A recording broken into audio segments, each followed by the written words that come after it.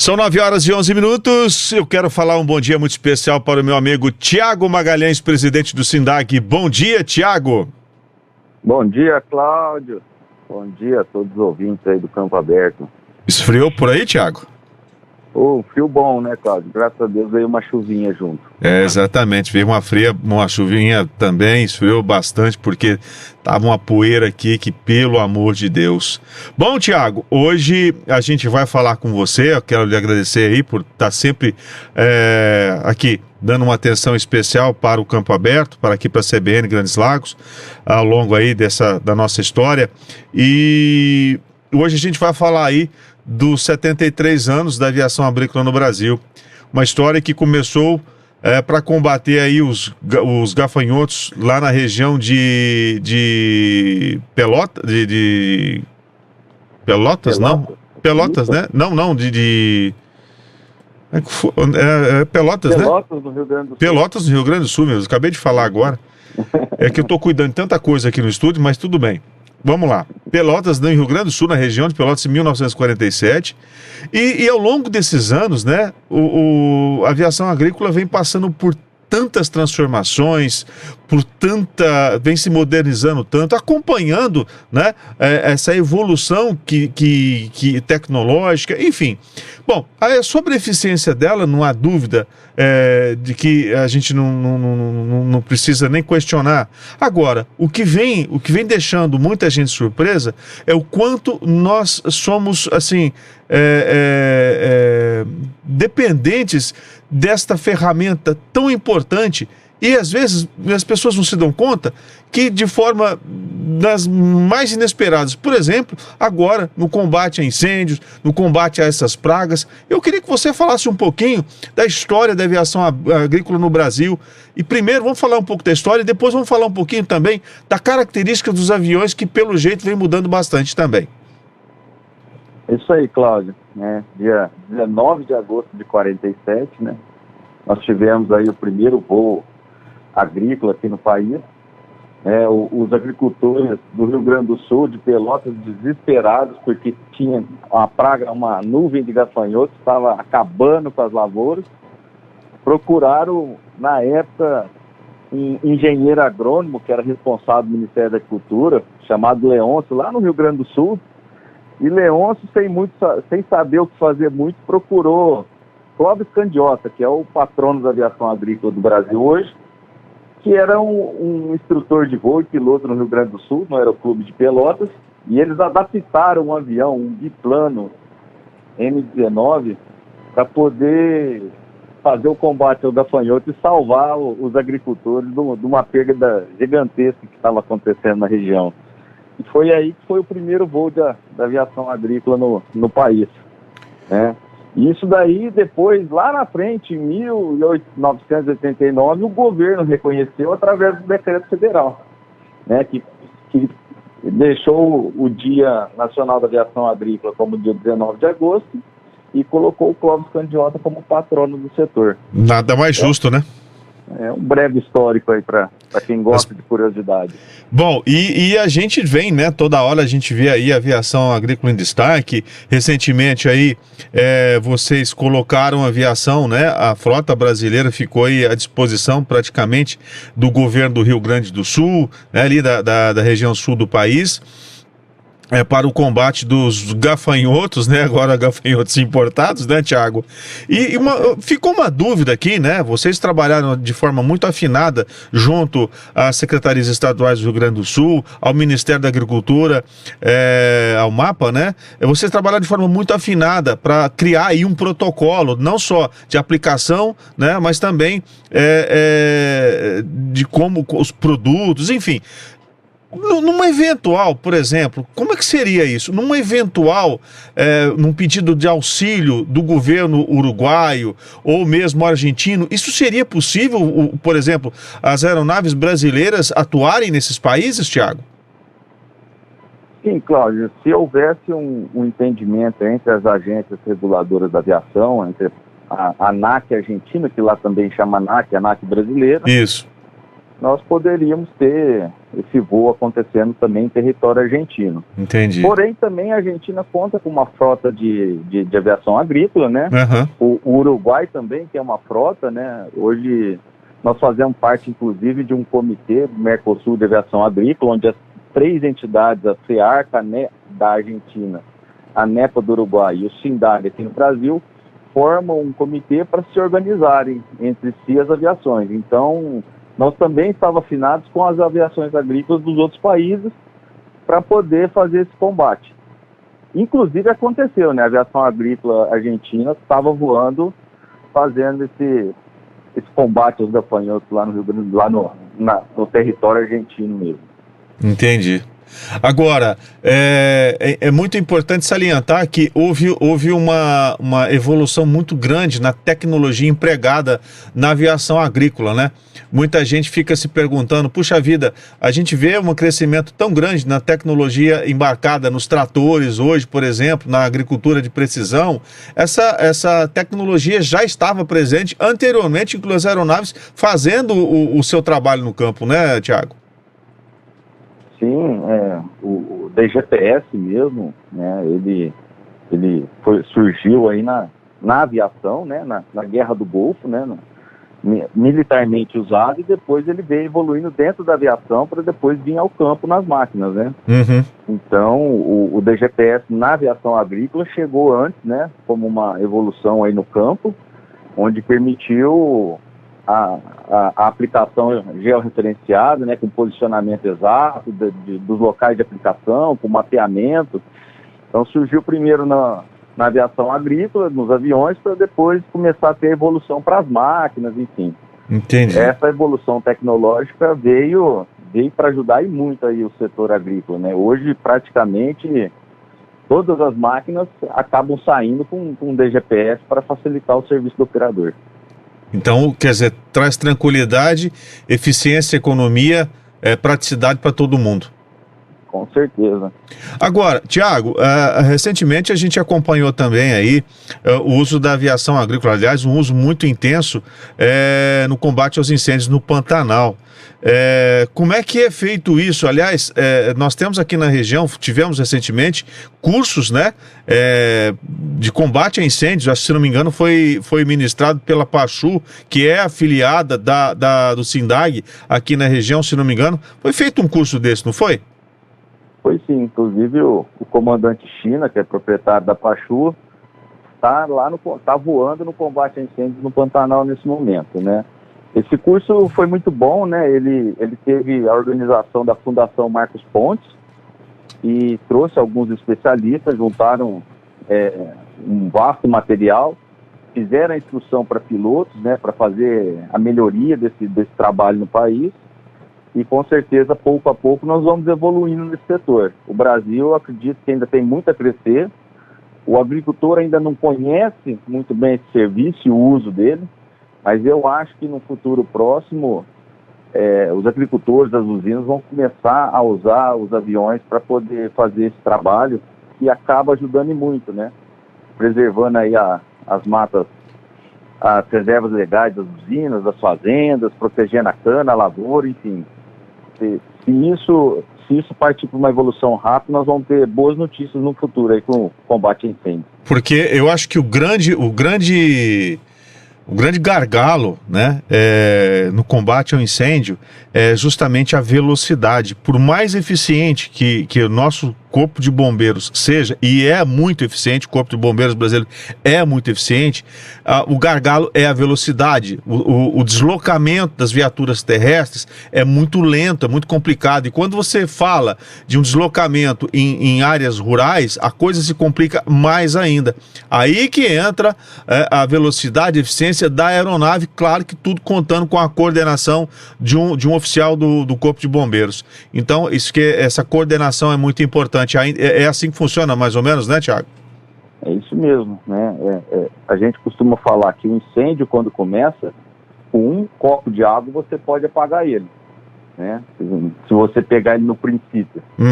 Agora, se depois que passar o tempo até mobilizar e se demorar muito, nem com vários caminhões-pipas você consegue apagar mais ele, né? Que é uma força impressionante da natureza. Então essa rapidez faz com que o pequeno foco, aquele primeiro surgimento, se localizado no momento certo, a aeronave consegue chegar mais rápido no local e fazer esse combate para que não alasse um grande volume de focos, né? E a gente está falando de aeronaves que carregam um volume considerável, né? Falando nisso, houve ao longo desses anos, desses 79 anos, né? Quando nós estamos falando de uma aeronave, né, que foi adaptada lá atrás, né, pelo piloto Clóvis Candiota e pelo agrônomo lá, Leôncio Fonteles, lá atrás, em 1949, eles adaptaram um monomotor, né, um biplano, um Muniz, né, uma aeronave biplano, um M9.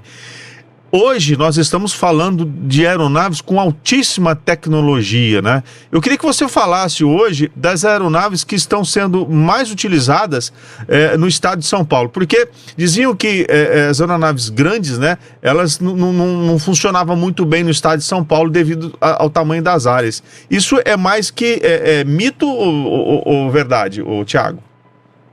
Olha, Cláudio, a rapidez é um fator fundamental aí na agricultura, né? Você fazer um tratamento mais rápido, você ter um rendimento, ocupar menos o tempo do agricultor e das pessoas envolvidas na aplicação, isso é realmente um diferencial, né? Então, as usinas e os agricultores começaram a perceber que quanto maior as aeronaves, mais rápido era feito, com menos funcionários e em menos tempo eles resolveriam o problema.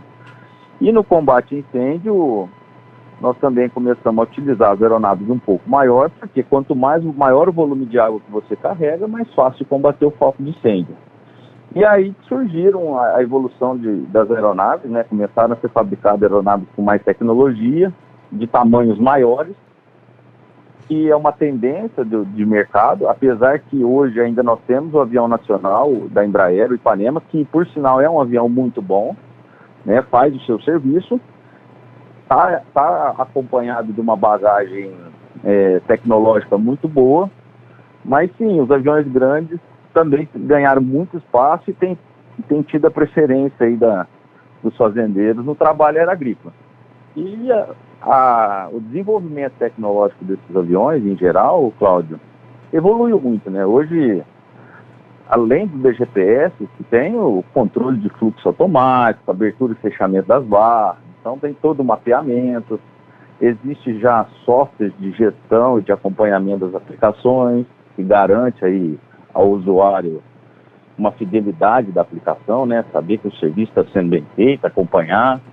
Nós temos software já para piloto que consegue comunicar como se fosse o Waze, né? Se existe algum ponto de perigo, um piloto que coloca aquele ponto de perigo, o outro consegue ver. Então, a evolução tecnológica está correndo muito rápido, né? E não só nessa área de software, né? Mas também na parte de equipamento agrícola. Cada ano que passa, os bicos de pulverização evoluem, o controle da deriva é mais efetivo. É incrível o que se tem de diferença daquele primeiro voo de 1947 para os dias atuais. Thiago, eu sei que acho que em Orlândia ou Franca, eu não sei, existe um museu de trator que é muito grande. Você vai entender por que estou falando isso. E nesse museu a gente pode observar aí uma grande evolução, né? Conta a história das nossas máquinas, as máquinas trabalhar no campo. Existe um museu hoje onde a gente possa, que conte a história da nossa aviação agrícola ou não? Ainda não temos esse museu, Cláudio, mas espero em breve aí conseguir juntar um acervo para ter pelo menos um museu digital aí para todo mundo acompanhar a evolução da aviação agrícola. Eu sei que seu pai, o Carlito, ele restaurou aí um avião praticamente em condições de saída, que saiu da fábrica, que é um Pawnee, que tem uma grande participação da história na aviação agrícola brasileira, né? Mas isso aí não se encontra em qualquer empresa, em qualquer lugar, né? Seria muito interessante a gente pelo menos, como você disse, de forma digital, a gente pudesse ter um museu que contasse a história da aviação agrícola brasileira, né? E não só das aeronaves, mas também dos implementos a ela agregados, para que a gente pudesse mostrar, né, para gerações futuras o quanto essa evolução foi grande, né, a partir de um determinado momento, e o quanto vocês trabalharam para que a gente hoje pudesse ter na mesa aqui uma alimentação saudável, um campo seguro, né? Tudo isso seria muito importante, viu, Thiago? Com certeza, Cláudio. Eu acho que é conhecendo o nosso passado que nós conseguimos ter uma melhor visão do futuro, né? Com certeza. As coisas vêm acontecendo, vêm tendo as mudanças. Você pega muitas vezes as pessoas que criticam a aviação agrícola, não consegue enxergar a evolução que teve nesse período e onde ela pode chegar para ser garantida segurança alimentar para um país.